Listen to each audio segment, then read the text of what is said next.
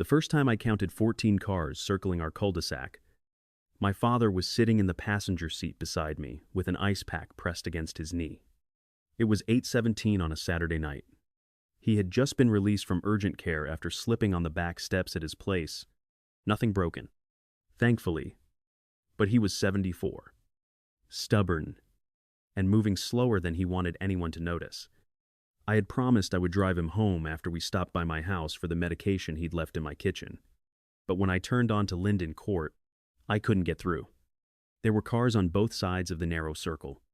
A white Tesla half covered the fire hydrant. A black SUV sat directly in front of my mailbox. Two sedans had been parked so close to the curb cut at the end of my driveway that I couldn't swing my Subaru in without clipping one of them. And in the middle of it all, people were dragging suitcases across the street like they were checking into a hotel. My father looked through the windshield and said, "Anna, did they build a motel while I was at the doctor?" I wish that had been the strangest part. Across the cul-de-sac, the house that belonged to my neighbor, Brent Maddox, had every light on. Music was thumping through the open garage. A group of strangers stood near the front lawn, holding paper wristbands and plastic cups. One woman was yelling into her phone, telling someone to park anywhere around the circle because the host said the neighbors were used to it. That was when I realized Brent had decided our quiet little dead-end street was no longer a neighborhood. To him, it was overflow parking. And he had made that decision without asking a single one of us. I sat there with my turn signal blinking, my father's medication in a paper bag on the passenger side floor, and a line of 3 more cars behind me. One of them honked, then another. I turned off the engine and looked at Dad. "Stay here," I said. He gave me that look fathers give their daughters when they know exactly what kind of mood they're in. "Anna," he said carefully, "don't do anything that gets you on the evening news."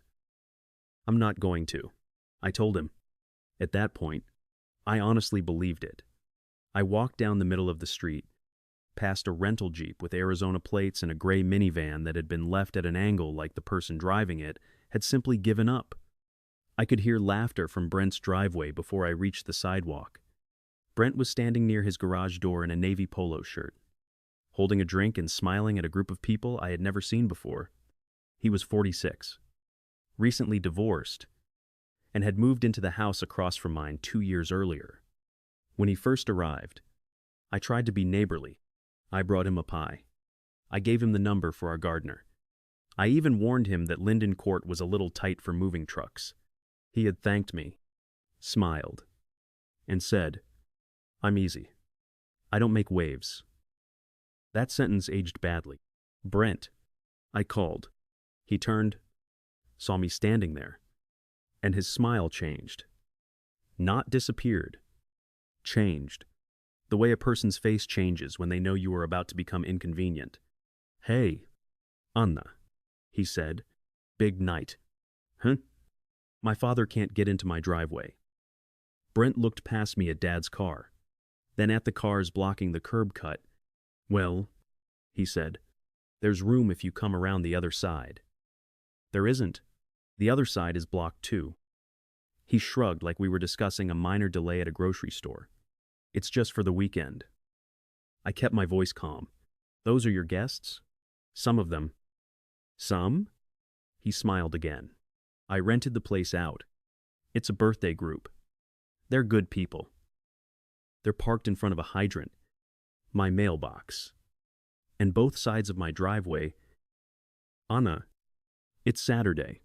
People have company." "No," I said. "People have company when they invite friends over. You have 14 cars from a short-term rental taking over the street." That was when the woman with the wristband stepped closer. She had probably heard enough to understand she was part of the problem. "Is there an issue?" she asked. Before I could answer, Brent did. "No issue," he said.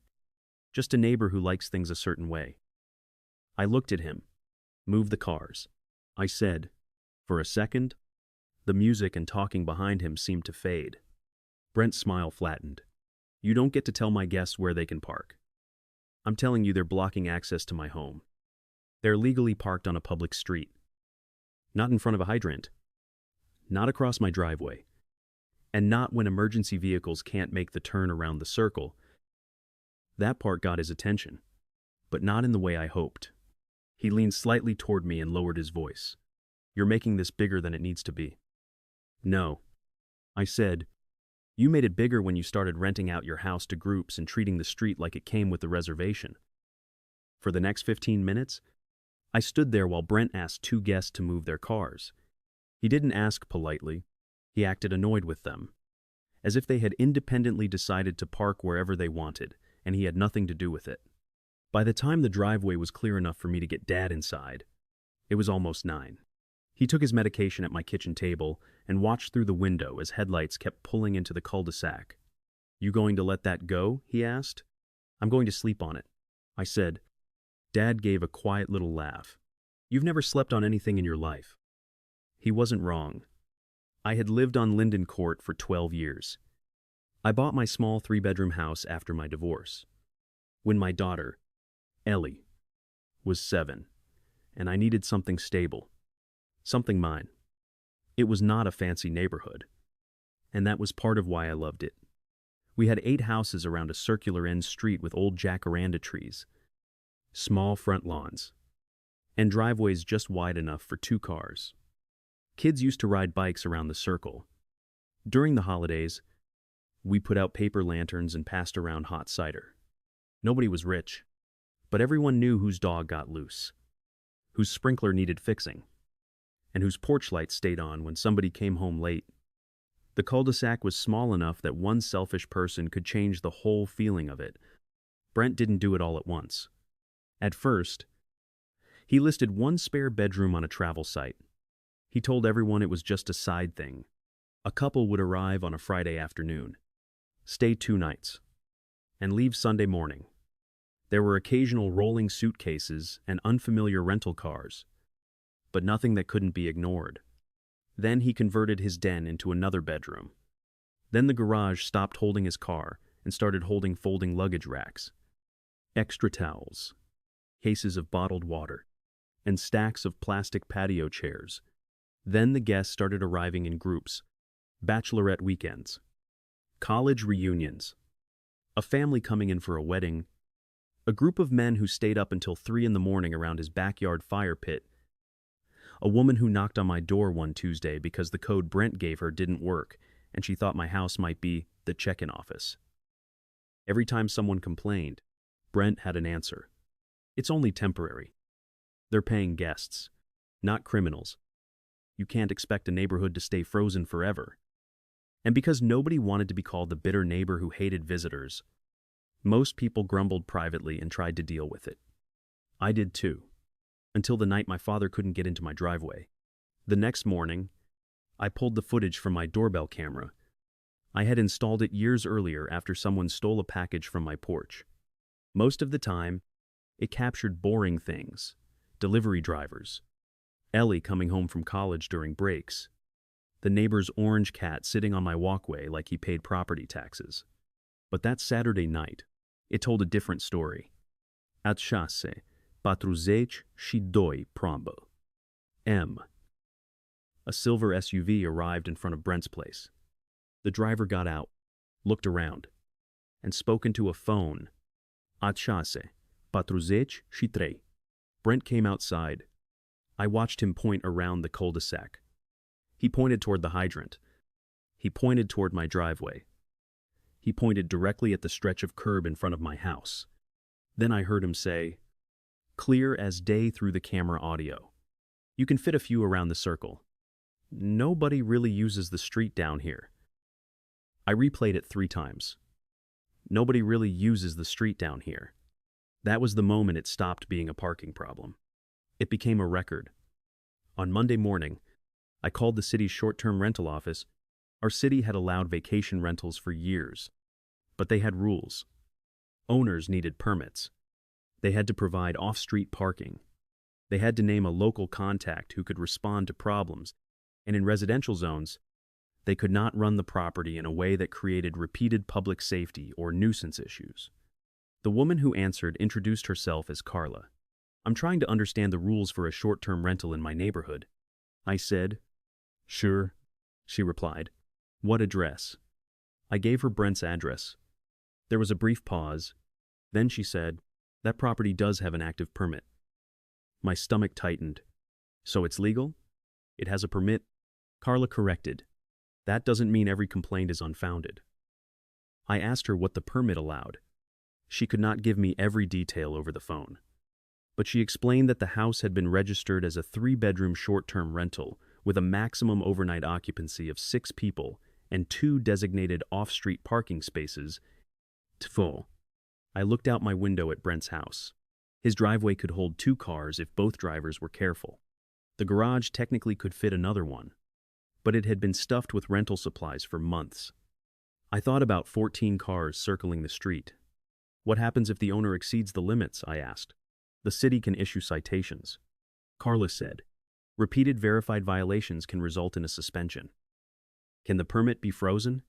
It can be administratively suspended while the city investigates serious or repeated violations. That word stayed with me after I hung up. Suspended. Not revoked forever. Not destroyed. Not revenge. Just stopped. I spent the next week doing something Brent probably assumed none of us would do. I got organized. I made a folder on my laptop and called it Linden Court Parking. Inside it, I saved screenshots from my camera. Photos of blocked driveways, dates, timestamps, and license plates. I did not photograph people's faces. I did not post anything online. I did not confront guests. I documented the behavior. And once I started looking closely, I realized Saturday had not been an exception. It had been a pattern. On the previous Friday, a black pickup had been parked within a few feet of the hydrant for more than 4 hours. 2 weeks earlier, a guest's SUV had blocked Mrs. S. Verso, Lieber, Kim's trash pickup, forcing her to drag her bins back inside and wait another week. A month before that, a rideshare driver had stopped in the middle of the cul-de-sac while 3 guests unloaded luggage, leaving a delivery truck unable to turn around.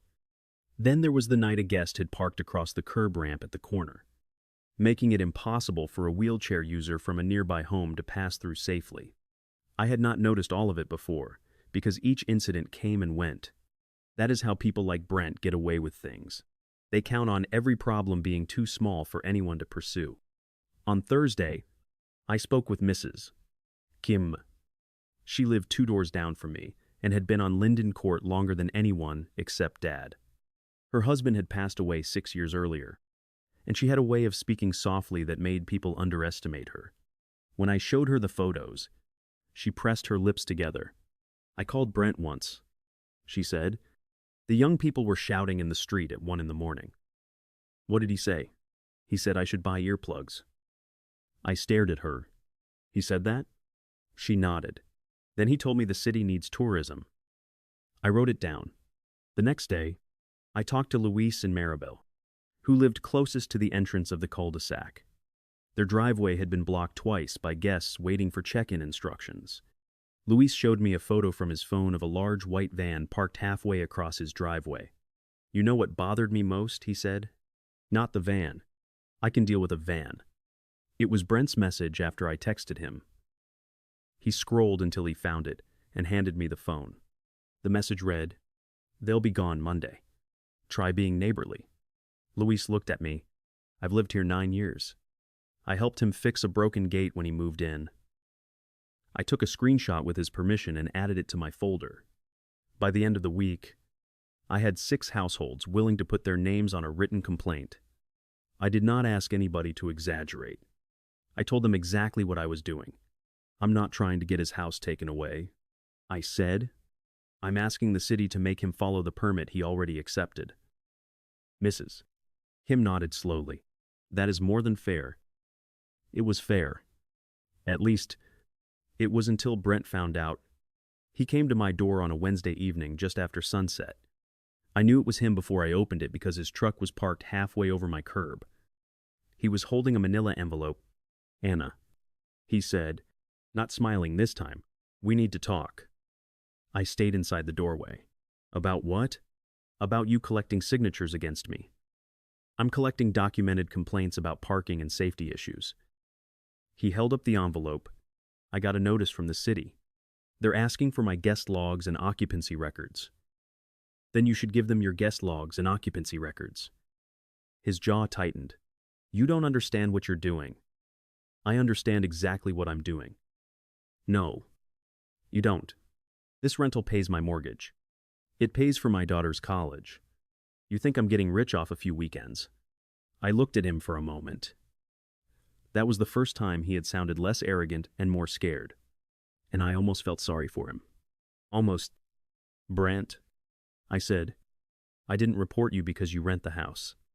I reported you because you turned the street into part of the rental. He stepped closer to the threshold. You could have come to me. I did.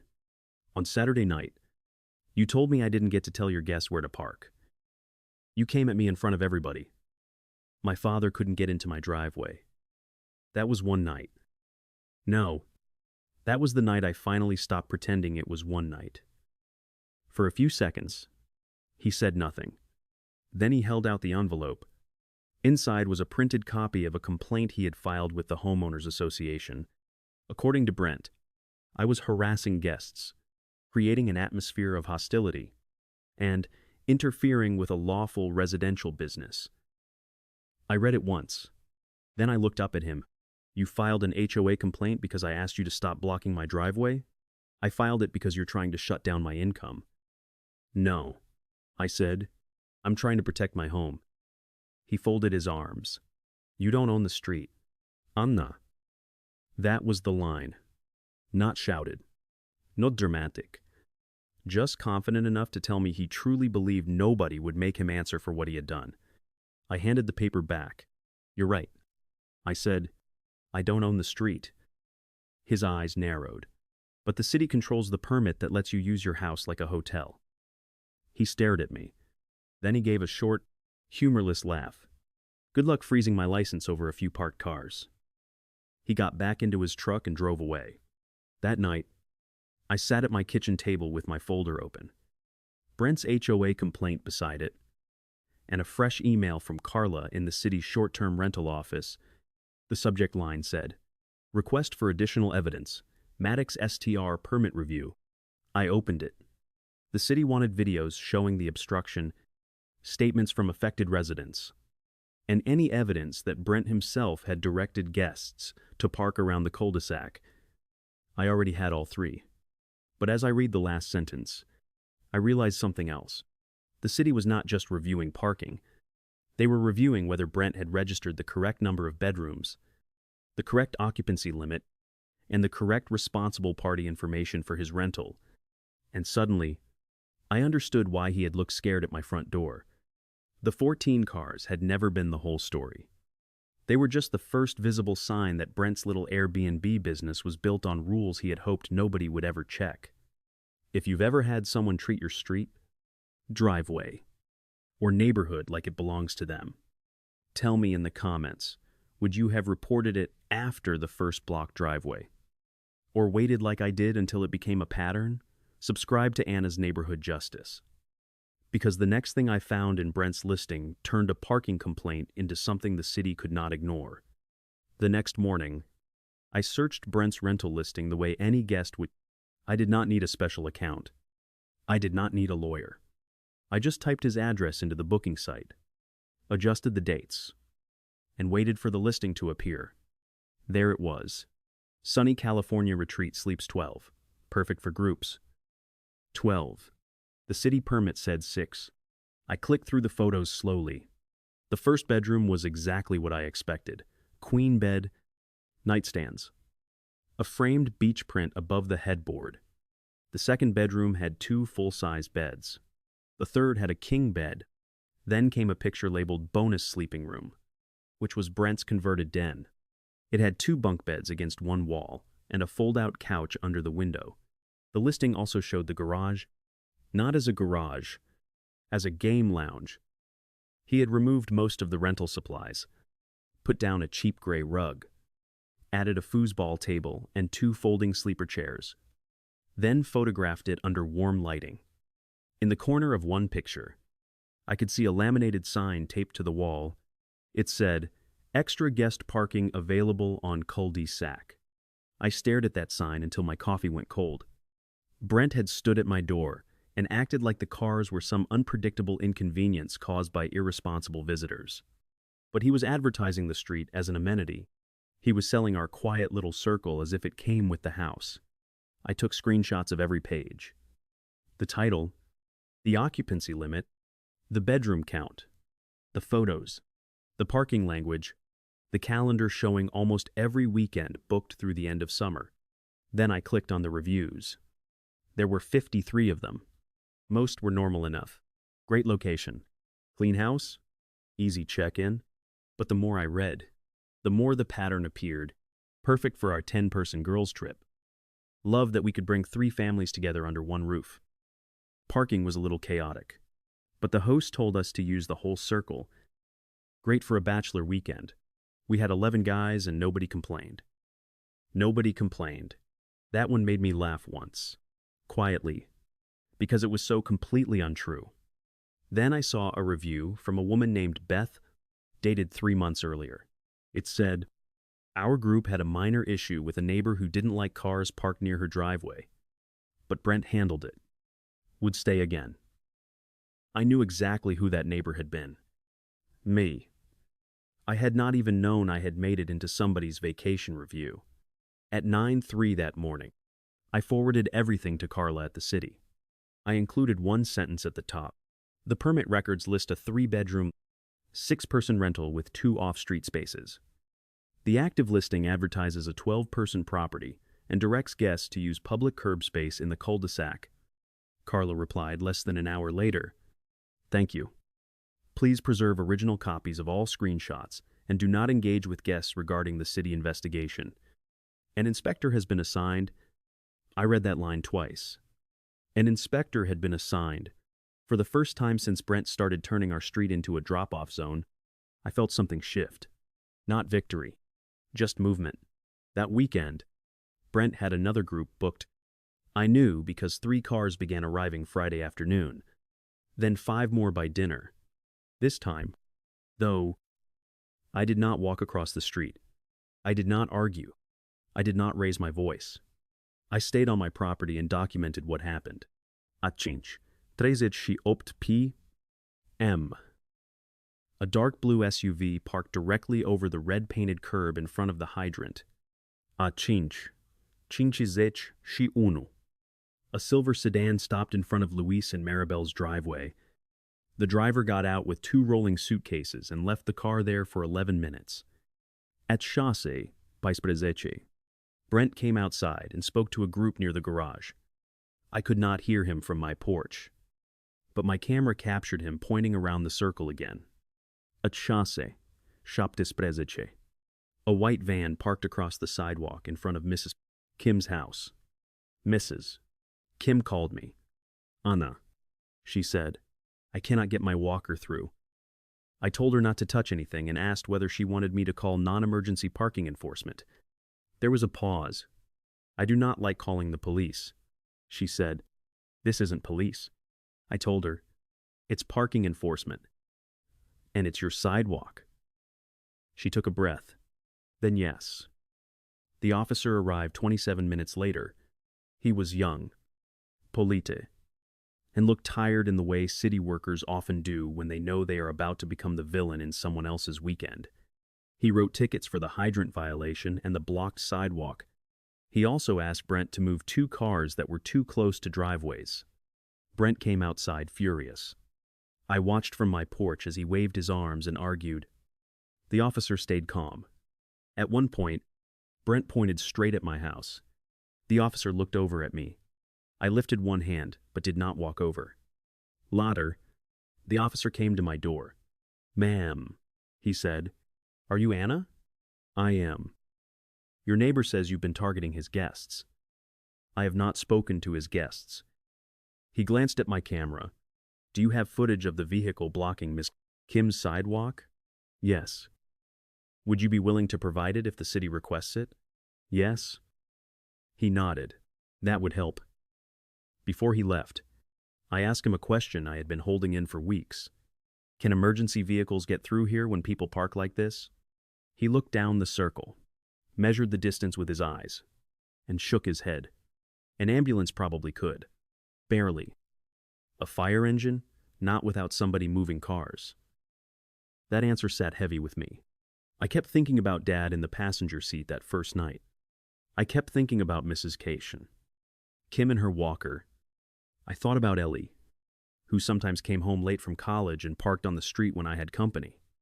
Brent kept framing this as neighborhood irritation, but it was not irritation when a fire truck could not make the turn. It was risk. On Monday, Carla called Anna. I wanted to let you know the city inspector visited the property over the weekend. Was Brent there? He was. Can you tell me what happened? I can tell you that the inspector observed a number of concerns. We have requested his booking records, his current occupancy declarations, and proof that the parking plan described in his permit application is still accurate. I sat down at my kitchen table. What parking plan did he submit? There was another careful pause. According to the application, the property had 3 available off-street spaces, 2 in the driveway and 1 in the garage. I almost laughed. The garage has been used as a game room for months. I understand. The inspector made a note regarding that. And he listed only 6 guests? Yes. But his public listing says 12. Yes. Carla's voice stayed professional, but I could hear that this was no longer a casual complaint in her mind. There may be an administrative hearing, she said. If that happens, the owner will have an opportunity to respond before any final decision is made. Can he keep renting while that happens? That depends on whether the city determines there is an immediate safety concern. When we hung up, I felt a strange mix of relief and dread. I wanted the city to act, but I also knew Brent had seen enough to understand he was in trouble. And people who are used to getting their way rarely become more reasonable when the rules finally catch up with them. That evening, I found an HOA notice tucked under my front mat. It was from the board president, Michelle Rourke. Michelle was not a bad person. She had retired from dental administration 2 years earlier, to loved spreadsheets, and had the unfortunate habit of treating every disagreement like a meeting agenda item. She lived around the corner and had become HOA president, mostly because nobody else wanted the job. The notice said I had been accused of creating a hostile environment for visitors and residents, and was asked to attend a hearing the following Tuesday. I read it standing on my porch. Then I called Michelle. Did Brent send this? I asked. He submitted a complaint, she said. Did he provide evidence that I harassed anybody? He said you were photographing guests and encouraging others to report him. I documented cars blocking driveways and sidewalks. I encouraged nobody to lie. And I reported exactly what happened. Michelle Sahil, Anna, I'm not saying you did anything wrong. I'm saying the board has to hear both sides. Fine, I said. Then hear both sides. The hearing was held in the tiny clubhouse beside the pool. There were 5 folding tables, a coffee maker that never worked, and a framed photo of our neighborhood from 1998, when every tree was half its current size. Brent arrived with a thick binder and a man in a gray suit who introduced himself as his attorney. That surprised me, not because Brent had hired an attorney, because I had no idea he was willing to spend money on one while telling everyone his rental income was barely keeping him afloat. Michelle sat at the front table with 2 other board members. I brought my own binder, though mine was thinner. It contained the HOA notice, my written response, copies of city correspondence that I was allowed to share, and the parking photos. Brent went first. He spoke calmly at first. Too calmly. He said he had been subjected to a campaign of intimidation. He said I had weaponized city complaints because I disliked short-term rentals. He said his guests had been made to feel unwelcome and that I had interfered with his property rights. Then his attorney added, Mr. Maddox is operating a lawful, permitted short-term rental. Ms. Harder's personal preferences do not override that permit. I waited until they finished. Michelle looked at me. Anna? I stood. My personal preference, I said, is that emergency vehicles can enter our street. The room went quiet.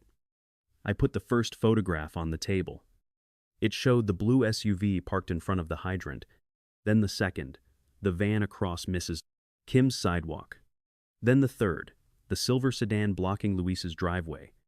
Then I played the doorbell camera clip of Brent pointing around the cul-de-sac and telling guests, "Nobody really uses the street down here."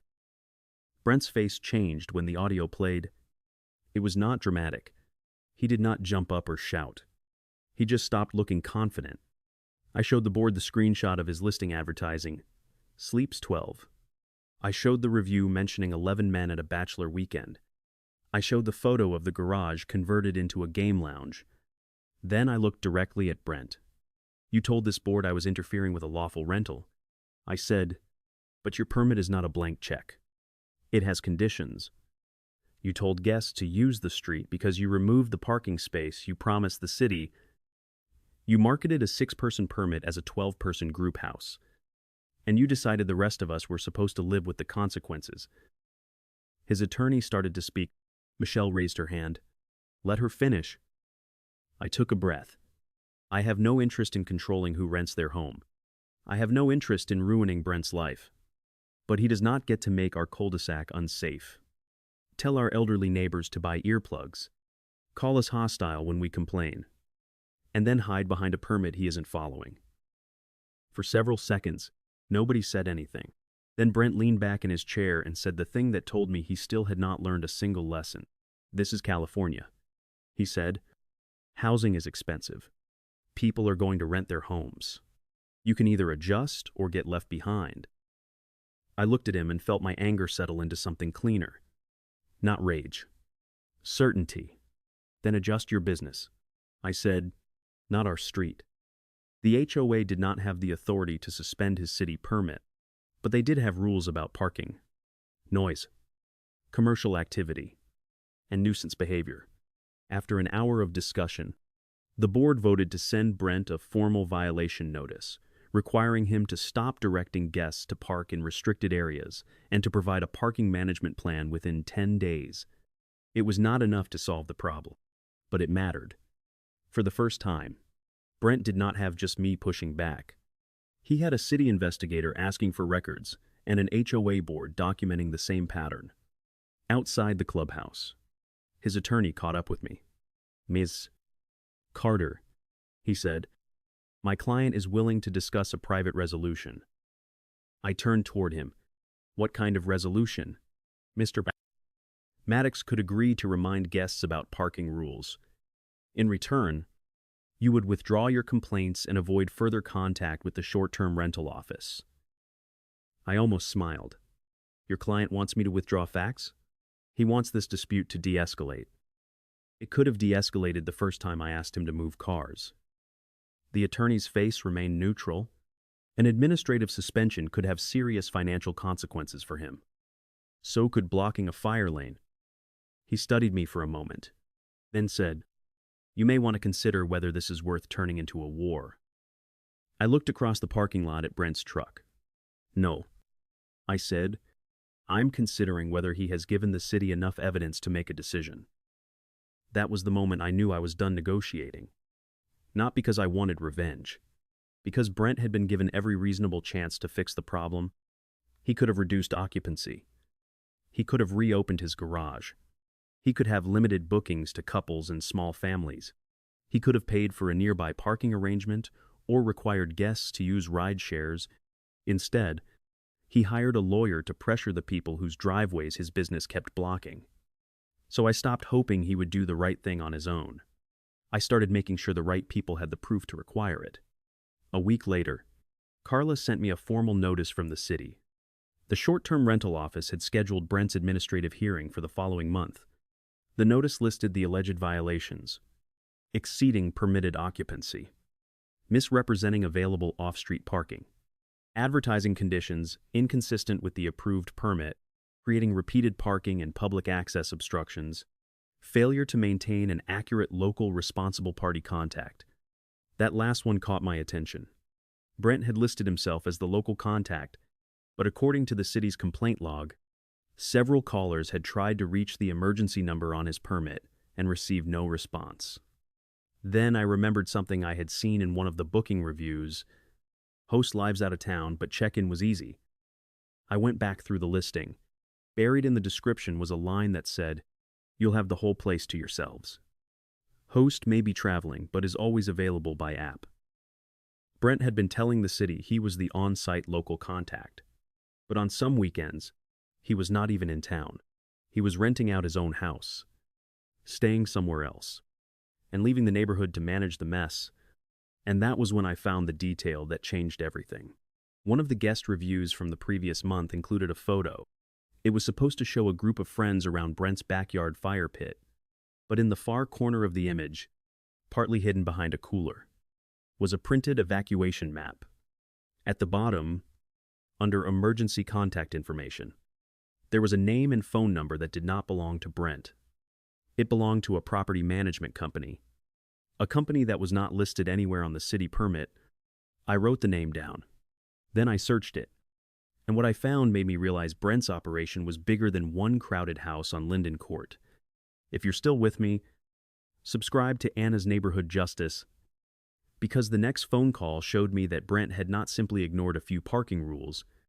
He had been using a company that knew exactly how often that house was over capacity and exactly how dangerous our cul-de-sac had become. The property management company was called Coastline Guest Services. Their website looked polished, blue logo, beach houses, smiling families carrying towels, words like effortless stays and local hospitality. But when I searched the company name together with Brent's address, I found something strange. The same house appeared in an old cached listing from a different booking site. That listing described it as a 5-bedroom event, friendly retreat. 5 bedrooms. The city permit said 3. I looked at the photos again. Brent had not built 5 legal bedrooms. He had simply turned every enclosed room into a place someone could sleep. The den became a bunk room. The garage became a game lounge with sleeper chairs, and what had once been a small office beside the laundry room had been photographed with a day bed, a lamp, and a luggage rack. In one image, the smoke detector had been covered by a decorative basket. The listing promised sleeping space for 12 people, but the review history told a different story. One guest thanked Brent for making room for all 14 of us. Another said, the house was perfect for our 13-person wedding crew. That was not an occasional extra child sleeping on a couch. That was a business model. The more people Brent put in the house, the more he could charge, and the more cars came with them, the more he pushed onto our street. I did not contact Coastline Guest Services myself. Carla had told me not to interfere with the investigation, and I did not want anything I did to give Brent an excuse to call the evidence biased.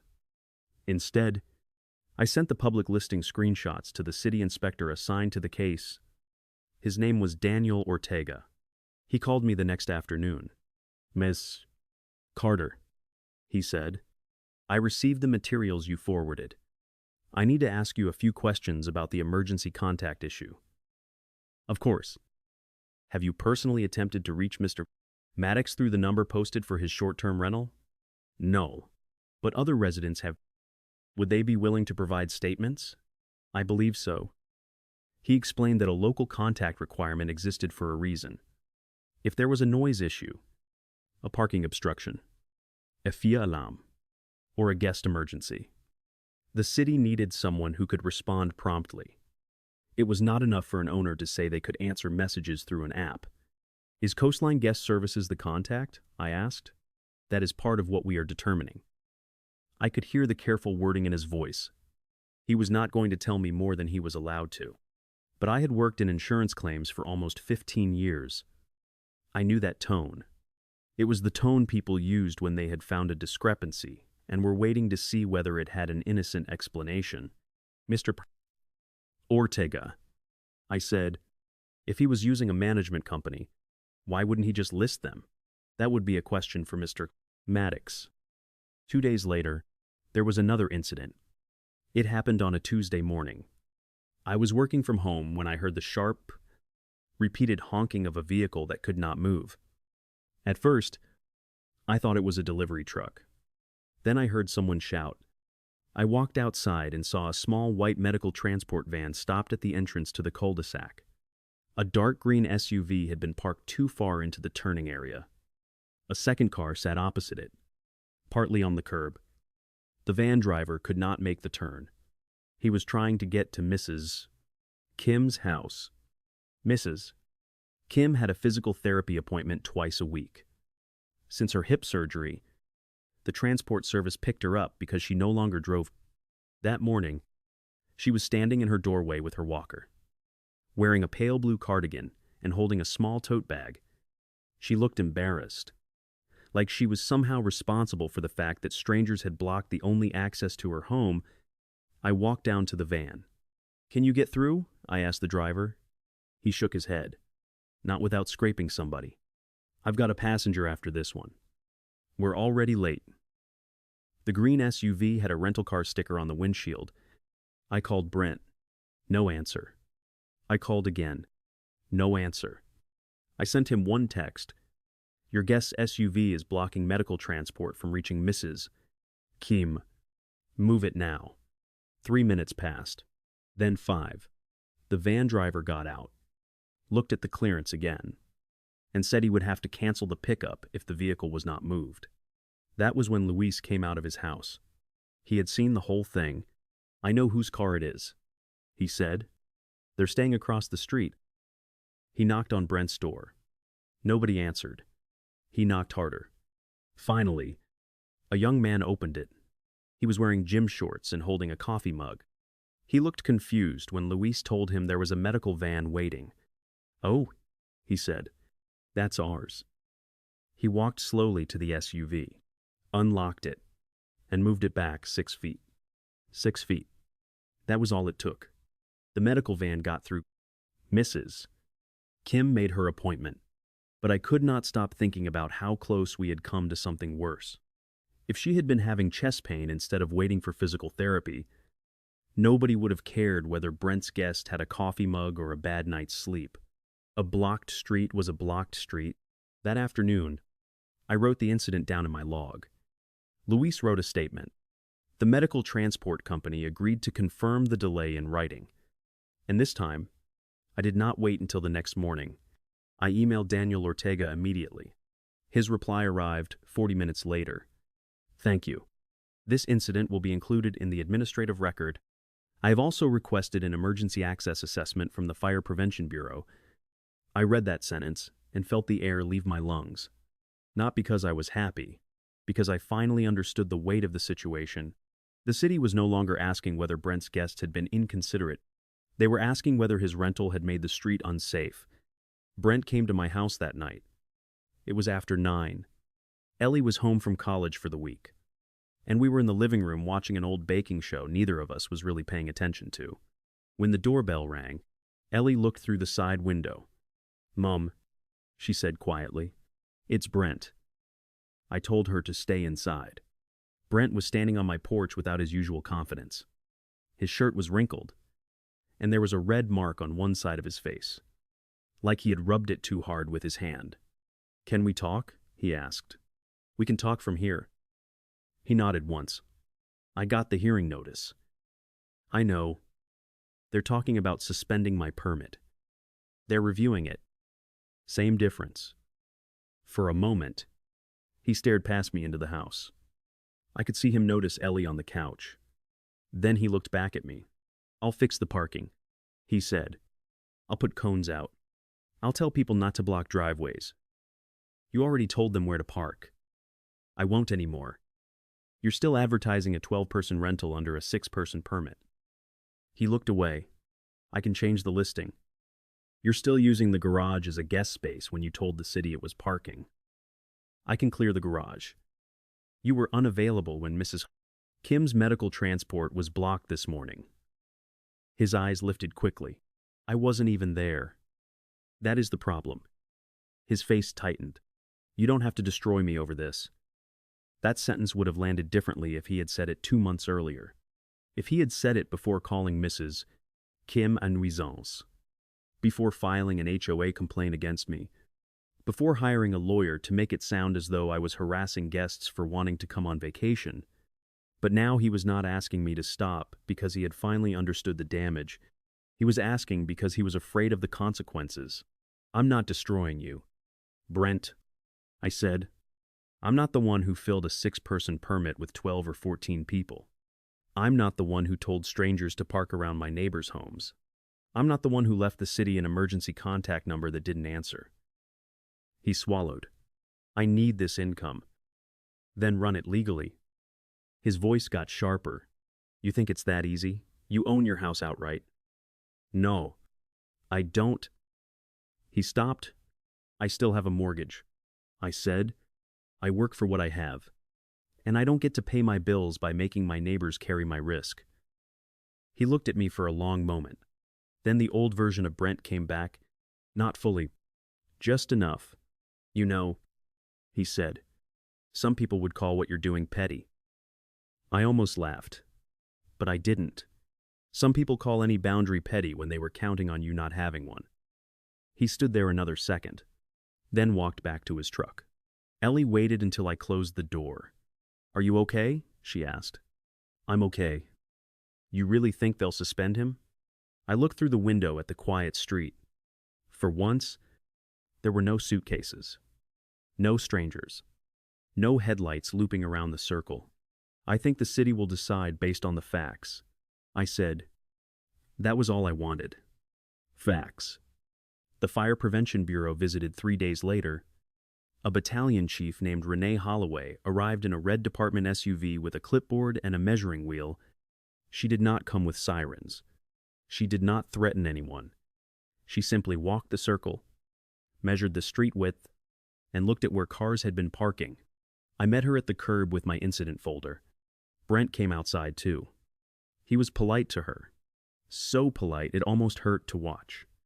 Chief Holloway explained that the city did not have a designated fire lane on Linden Court, but that did not mean residents or visitors could create an obstruction that prevented emergency access. She measured the turning radius and showed us where a standard fire apparatus would need clearance. If cars are parked along both sides here, she said, pointing near the center, a ladder truck will not make the turn. An engine may have to stop at the entrance. How far is the entrance from my house? Mrs. Kim asked from her porch. The chief looked at her. About 280 feet. Mrs. Kim nodded slowly. The chief did not say what everyone was thinking. But I did. That means firefighters would be running equipment down the street. Yes, Chief Holloway said, and time matters in an emergency. Brent crossed his arms. This is all hypothetical, he said. The chief looked at him. So is a house fire? She said. Until it isn't. Nobody spoke after that. She took photographs, noted the repeated obstruction locations, and asked whether there had been prior delays involving medical or emergency access. Luis gave her the medical transport letter. I gave her the parking log. Mrs. Kim explained what had happened in her own quiet voice. Then Chief Holloway thanked us and told Brent that the city's rental office would receive her assessment. Brent watched her leave. He did not say anything to me. He just went back inside his house and shut the door. The hearing was scheduled for a Thursday at 2 p.m. in a municipal building downtown. I had never been to an administrative hearing before. It was less dramatic than a courtroom and more serious than an HOA meeting. There was no jury, no grand entrance, just a hearing officer at the front, a city attorney, a clerk, Daniel Ortega, Brent and his attorney, and several residents seated behind me. Dad came too. He insisted. He wore his good button-down shirt and used the cane he claimed he did not need. When I asked him whether he was sure he wanted to sit through it, he said, I missed the first episode. I'd like to see the ending. The city attorney began by laying out the permit conditions Brent had agreed to when he applied. 3 bedrooms. Maximum 6 overnight guests. 3 off-street parking spaces. A reachable local responsible party. No use of the garage as guest lodging or recreational space if that removed approved parking. Brent's attorney argued that the listing language had been informal marketing language. He said the reviews might have been exaggerated by guests. He said Brent had not intentionally misled the city and that the parking problems were partly caused by public street design. Then Daniel Ortega presented the evidence.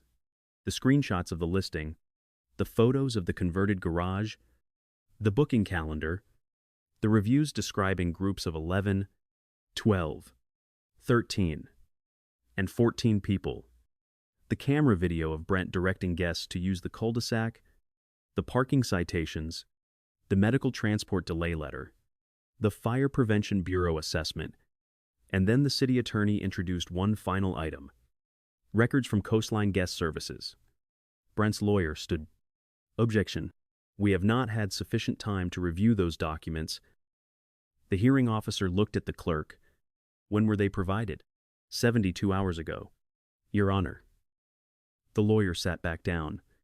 The records showed that Coastline Guest Services had managed check-ins and guest communications for Brent's house on 36 separate dates over the previous 8 months. On 29 of those dates, the internal booking notes listed between 8 and 14 guests. On 11 weekends, the management company's notes included parking instructions: use curb space around circle, avoid blocking neighbor driveways if possible. If driveway is full, guests may park near hydrant but move car early. I felt Dad's hand tighten around his cane beside me. Near hydrant but move car early. It was written down. Not a misunderstanding. Not one careless guest.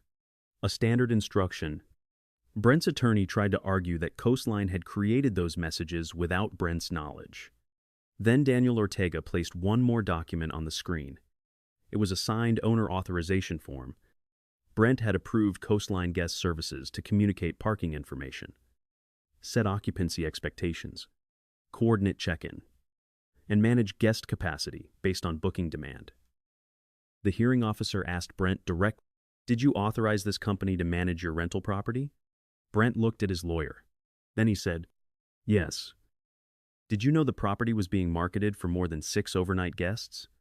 There was a long pause. "Yes." "Did you know the garage was listed as available guest space despite being designated as a parking space in your permit application?" "Yes." "Did you know guests were directed to use the cul-de-sac for overflow parking?" Brent looked down at the table. "Yes." The room went so quiet I could hear the air conditioner running. The hearing officer did not look angry. That was the part that made it worse. She looked disappointed. "Mr. Danforth. Maddox," she said. "The permit system depends on applicants providing accurate information. You were not cited for having one guest park poorly. You are here because the evidence indicates a repeated course of conduct that exceeded your occupancy limit, eliminated approved parking, and created a foreseeable emergency access hazard." Brent's attorney asked for leniency. He said Brent was willing to come into compliance immediately. He said he could remove the garage furniture, amend the listing, and reduce future bookings. The hearing officer nodded. Then she said, "Compliance after enforcement begins is relevant. It is not a substitute for compliance before enforcement begins." She recessed for 20 minutes. Nobody spoke much during the break. Dad bought 2 cups of terrible vending machine coffee. He handed one to me and said, "You did the right thing." "I hope so." "You don't hope you did the right thing. You hope you don't feel bad about it." I looked at him. He took a sip and made a face. Those are not the same thing. When the hearing resumed, the decision was read into the record. Brent's short-term rental permit was immediately suspended for 60 days. His active bookings had to be canceled or moved to other legally permitted properties. He could not advertise, accept new reservations, or host any paid overnight guests during the suspension. Before he could apply for reinstatement, he had to remove the converted guest spaces, restore the garage to usable parking, provide proof of a compliant occupancy plan, submit a revised listing for city approval, name a reachable local contact, and complete a fire safety inspection. The decision also placed his permit on a 1-year probationary period. Any verified repeat violation during that year could result in permanent revocation. Brent did not lose his house. He did not go to jail. Nobody celebrated in the hallway. But the business he had built by treating our cul-de-sac like a free parking lot stopped operating that afternoon. His license was frozen. And it was frozen because he had ignored every chance to fix the problem before it reached that point. The 60 days were quieter than I expected. At first, Brent's driveway was full of boxes. Coastline Guest Services removed linens, luggage racks, extra beds, and the plastic wristbands they had apparently used for larger groups. A contractor came to repair a section of the garage wall where cheap shelving had been attached. Then the bunk beds disappeared from the den. The folding sleeper chairs disappeared from the garage. One afternoon, I saw Brent carrying a stack of laminated parking instruction sheets to his trash bin. For a moment, I wondered if he would ever speak to me again. The answer came about 3 weeks later. I was watering the plants near my porch when he walked across the street. He did not come too close. He stopped at the sidewalk. "Anna," he said. I turned off the hose. "Brent." He looked different. Not defeated exactly. Just tired in a more honest way. "I wanted to tell you something," he said. I cleared the garage. "I'm applying for reinstatement next month." "I know." I cut the listing down to 6. "That's good." He nodded, staring at the pavement. I should have listened the first time. I did not rush to forgive him. I did not tell him it was fine, because it had not been fine.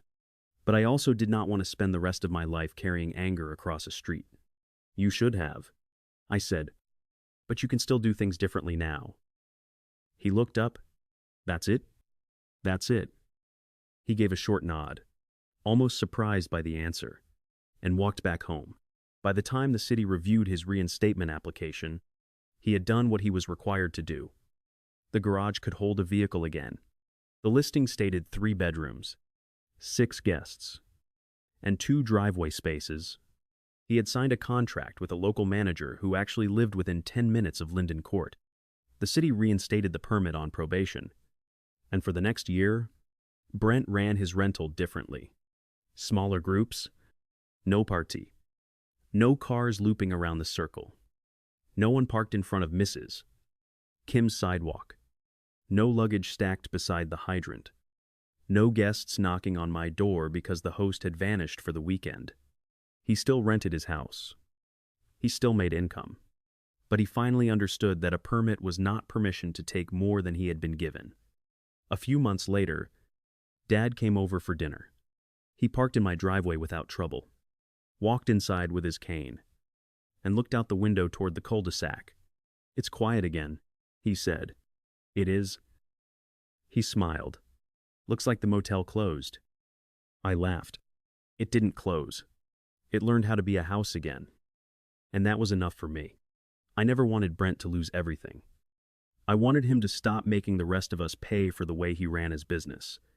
Some people mistake a quiet neighborhood for an empty space they can use however they want. Brent learned that there is a difference between owning a house and owning the right to disrupt everyone around it. He spent months treating our cul-de-sac like part of his Airbnb listing. In the end, all I did was show the city the terms he had agreed to and let his own paperwork close the door. If someone turned your street into their private parking lot, would you have reported it right away? Or would you have given them one more chance like Anna did? Leave your take in the comments. And subscribe to Anna's Neighborhood Justice for more stories where patience, proof, and the right paperwork bring the truth home. Disclaimer: this video is a dramatized storytelling narrative based on real-life themes and HOA regulations. Names, characters, and specific locations have been changed. Visuals are generated using AI tools for illustrative purposes only.